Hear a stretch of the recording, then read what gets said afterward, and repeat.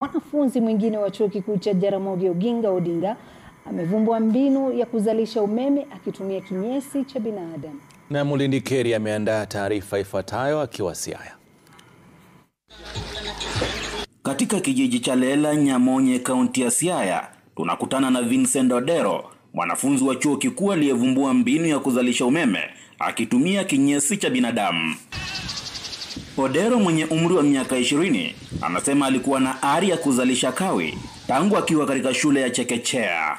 Hii project ya stima ya choo nilianza nikiwa form 3. Nilikuwa nasikia tu watu wakisema choo inakuanga na moto, but niligoogle nika search kutafuta info venye naweza unda yangu.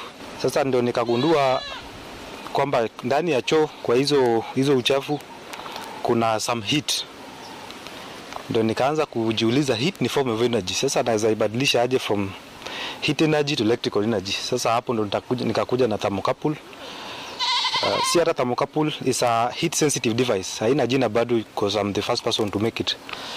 Sasa hiyo ndio ina convert hiyo heat na hiyo warmth yenye iko kwa hizo kinyesi into electricity. Na je, anavuna kiwango kipi cha umeme? The source exactly ni 12 voltage DC. Sasa 12 voltage ikitoka na convert na inverter into AC 240 AC. Sasa niko na inverters mbili, ina convert in 240, alafu na convert into high voltage. Juu ukitransmit that voltage from the toilet direct to the house, there will be power loss during transmission. Sasa you have to transmit it in high voltages. Sasa nika step up with that small transformer hadi ikakuja 1000 voltage. Sasa hiyo 1000 voltage ndo nikaleta kwa hii transformer kubwa hii, ndo nika step down to 415 3 phase na 240 single phase.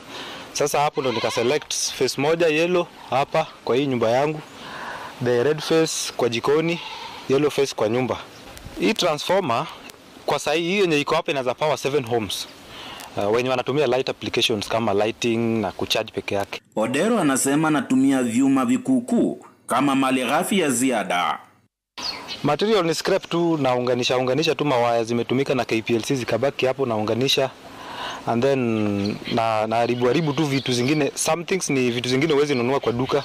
Changamoto kuu anayokabiliana nayo ni kiwango cha chini cha umeme, hususan msimu wa mvua. Hii motor frequency yake si ya kawaida, si ya stima mzuri. Juu stima inafaa kukimbia at 50 to 60 Hz, lakini hii inakimbiaga 30. Alafu ukiangalia kwa oscilloscope hizo waves sio waves nini, sio smooth, ziko rough, alafu ziko square. Sasa hii inakuwa heating kwa electronics, na ukitumia for long sana inaharibu electronics. Hata hivyo, mamake Monica Atieno anasema tangu uvumbuzi huu, swala la kupotea kwa nguvu za umeme nyumbani kwake limezikwa kwenye kaburi la sahau.